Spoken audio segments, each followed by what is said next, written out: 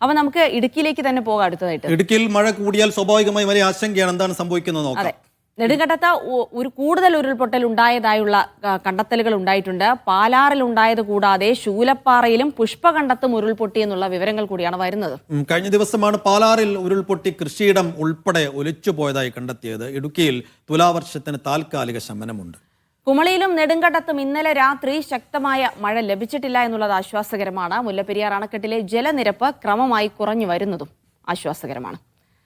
മുഹമ്മദ് ആഷിഖ് വിശദാംശങ്ങൾ നൽകും. ആഷിഖ്, സ്വാഭാവികമായും അണക്കെട്ടുകൾക്കടക്കം ജാഗ്രതാ നിർദ്ദേശം, അണക്കെട്ടിന് തീരത്ത് താമസിക്കുന്നവർക്കൊക്കെ ജാഗ്രതാ നിർദ്ദേശം നൽകിയിട്ടുണ്ടായിരുന്നു.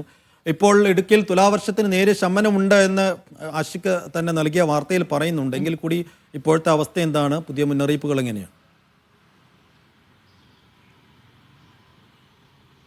സൈഫുദ്ദീൻ, ജിൽസി, തിരുവനന്തപുരത്ത് നിന്ന് സനിസ റിപ്പോർട്ട് ചെയ്യുന്നത് പോലെയാണെങ്കിൽ ഇരിട്ട ന്യൂനമർദ്ദമാണ് രൂപപ്പെട്ടിട്ടുള്ളത്. ആശങ്കപ്പെടേണ്ട സാഹചര്യമാണ് സംസ്ഥാനത്തൊട്ടാകെ ഉള്ളത് എന്ന് കരുതുന്നത്. പക്ഷേ ഇടുക്കിയിൽ കാര്യങ്ങൾ ശാന്തമാവുകയാണ്. കഴിഞ്ഞ 2 ദിവസവും തുലാവർഷപ്പെയ്ത്തിന്റെ ഭാഗമായി ഉണ്ടായ അതിശക്തമായ മഴ ഇന്നലെ രാത്രി ഇടുക്കിയിൽ ഉണ്ടായില്ല. ഏറ്റവും പ്രധാനപ്പെട്ടത് അതിശക്ത മഴ അനുഭവപ്പെട്ടിരുന്ന കുമളിയിലും നെടുങ്കണ്ടത്തും ഇന്നലെ രാത്രി അങ്ങനെ ഉണ്ടായിരുന്നില്ല എന്നുള്ള വിവരങ്ങളാണ് നമുക്ക് ലഭിക്കുന്നത്. അതുകൊണ്ട് തന്നെ ആശങ്കപ്പെടേണ്ട സാഹചര്യം നിലവിലില്ല. കുമളിയിൽ വെള്ളം കയറിയ വീടുകളിൽ നിന്നൊക്കെ വെള്ളം ഇറങ്ങിപ്പോയിട്ടുണ്ട്.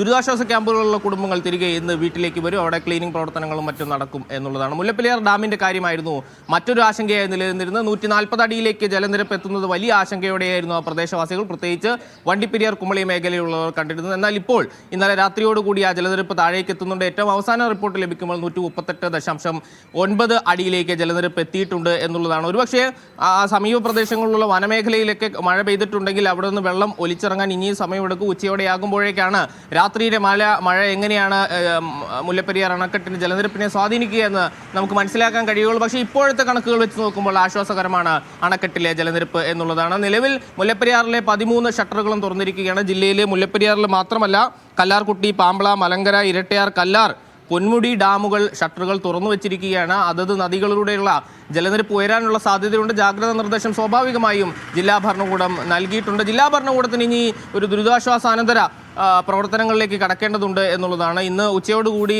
ആകെ ഉണ്ടായിട്ടുള്ള നാശനഷ്ടങ്ങളുടെയൊക്കെ കണക്കുകൾ വരും. അതനുസരിച്ച് നഷ്ടപരിഹാരങ്ങൾ അടക്കം നൽകുന്ന നടപടിക്രമങ്ങളിലേക്ക് ജില്ലാ ഭരണകൂടം പോകുന്നു എന്നുള്ളതാണ്. അതേസമയം നെടുങ്കണ്ടത്തു നിന്നാണ് മറ്റ് ആശങ്ക വരുത്തുന്ന കുറച്ചുകൂടി വാർത്തകൾ വരുന്നത് എന്നുള്ളതാണ്. ശനിയാഴ്ച വലിയ വെള്ളപ്പൊക്കവും ആകെ നാശനഷ്ടങ്ങളും ഉണ്ടായ പ്രദേശമാണ് നെടുങ്കണ്ടം. അവിടെ എന്താണ് ഈ വെള്ളപ്പൊക്കത്തിന് കാരണം എന്നുള്ള വലിയ ചോദ്യം അവിടെ നിലനിന്നിരുന്നു. ഇന്നലെ വൈകിട്ടോടുകൂടി അതിനൊരു ഉത്തരമായിരുന്നു. പാലാറിൽ വലിയ ഉരുൾപൊട്ടലുണ്ടാവുകയും 4 ഏക്കറോളം സ്ഥലം ഒഴിച്ചു പോയത്, അതിന്റെ ദൃശ്യങ്ങളും ഒക്കെ പുറത്തു വന്നിരുന്നു. ഇപ്പോൾ കൂടുതലിടങ്ങളിൽ ഉരുൾപൊട്ടിയിട്ടുണ്ട് എന്ന വിവരങ്ങളാണ് വരുന്നത്. പാലാറിലേത് കൂടാതെ ശൂലപ്പാറയിലും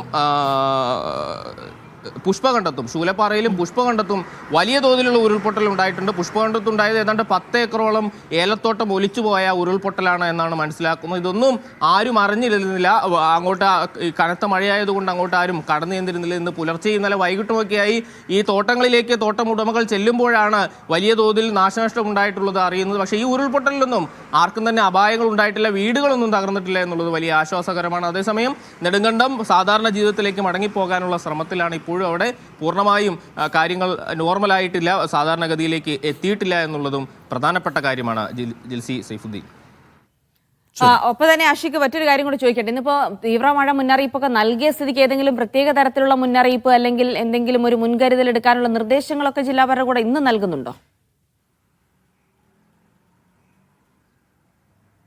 സ്വാഭാവികമായും അലർട്ടുകൾ പ്രഖ്യാപിക്കുമ്പോൾ ഉണ്ടാകുന്ന നിയന്ത്രണങ്ങൾ ജില്ലയിൽ നിലനിൽക്കുന്നുണ്ട്. ഞാൻ നേരത്തെ തന്നെ പറഞ്ഞിട്ടുള്ളതുപോലെ ഖനന പ്രവർത്തനങ്ങൾക്ക് നിയന്ത്രണമുണ്ട്, അഡ്വഞ്ചർ ടൂറിസത്തിന് നിയന്ത്രണമുണ്ട്, രാത്രികാല യാത്രകൾക്ക് നിയന്ത്രണമുണ്ട്, ഗ്യാപ്പ് റോഡിലൂടെയുള്ള രാത്രിയിലുള്ള സഞ്ചാരങ്ങൾക്ക് നിയന്ത്രണമുണ്ട്. പ്രത്യേക ജാഗ്രത പാലിക്കണമെന്ന് വിനോദസഞ്ചാരികളോട് എടുത്തു പറഞ്ഞിട്ടുണ്ട്. നമുക്ക് ഈ വെള്ളം വലിയ തോതിലുള്ള വെള്ളപ്പൊക്കം നെടുങ്കണ്ടത്തും കുമളിയിലൊക്കെ ഉണ്ടായത് ഇടുക്കിയുടെ വിനോദസഞ്ചാര സാധ്യതകളെ കൂടി ബാധിച്ചിട്ടുണ്ട് എന്നുള്ളത് പ്രധാനപ്പെട്ടതാണ്. ഒരു ആശങ്ക ഉള്ള സാഹചര്യം നിലനിൽക്കുന്ന സാഹചര്യമുണ്ട്. നിരവധി വിനോദസഞ്ചാരികൾ വരുന്ന ദിവസങ്ങളായിരുന്നു. അതുകൊണ്ട് വിനോദസഞ്ചാരത്തെയും ബാധിച്ചിട്ടുണ്ട്. ഏതായാലും വിനോദസഞ്ചാരികളോട് ജാഗ്രത പുലർത്താനുള്ള നിർദ്ദേശമാണ് ഇടുക്കി ജില്ലാ ഭരണകൂടം നൽകുന്നത്. പിന്നെ ഈ ഡാമുകൾ തുറന്നതിൻ്റെ ഭാഗമായി അതത് പുഴകളുടെയും നദികളുടെയും തീരത്തുള്ള ആളുകളോട് മാറി താമസിക്കാനുള്ള ആവശ്യവും ജില്ലാ ഭരണകൂടം നൽകിയിട്ടുണ്ട്. പക്ഷേ അത്തരത്തിലുള്ള മുന്നറിയിപ്പുകൾ എത്രത്തോളം ജനങ്ങൾ പാലിക്കുന്നു എന്ന് നമുക്ക് പറയാൻ കഴിയില്ല. കഴിഞ്ഞ ദിവസം കുമളിയിലെ ജനങ്ങളോട് മാറി താമസിക്കണം എന്ന് പറഞ്ഞിട്ട് അവർ മാറി താമസിച്ചിരുന്നില്ല. പിന്നീട് വെള്ളം കയറിയപ്പോഴാണ് ആ കുടുംബങ്ങളെല്ലാം ദുരിതാശ്വാസ ക്യാമ്പിലേക്ക് മാറിയിട്ടുള്ളത്. ഏതായാലും